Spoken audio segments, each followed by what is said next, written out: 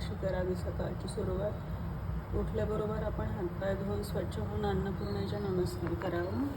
मग आपण शेगडीची पूजा करून घ्यावी। मग आपण चहा करतोच पहिल्यांदा। तर चहा करत असताना आपल्याला जितकं पाणी आणि दूध हवं असेल तितकं आपण एकत्र टाकून घ्यावं। दोन्ही पाणी आणि दूध एकत्र केल्यामुळं आपला चहा घट्ट होईल आणि हे दोन्ही उकळत आल्यानंतर आपल्याला हवं तितकी चहा पावडर आणि साखर टाकावी। हे दूध असं आता उकळत आलं की आपण या दुधामध्ये चहा पावडर टाकून घ्यायची आणि ही चहा पावडर आणि दूध छान मस्त उकळत आलं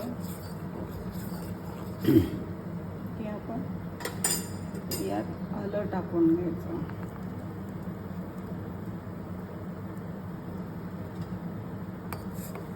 मग पुन्हा याला उकळू द्यायचं।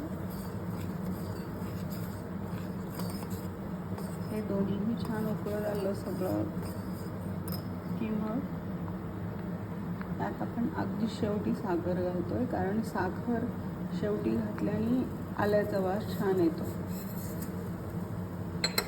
मग आता परत छान तुम्हाला जितकी हवी असेल, जास्त हवं असेल, कमी हवं असेल तितकं आपण चहा उकळून घेऊया। मला असा छान उकळलेला चहा लागतो।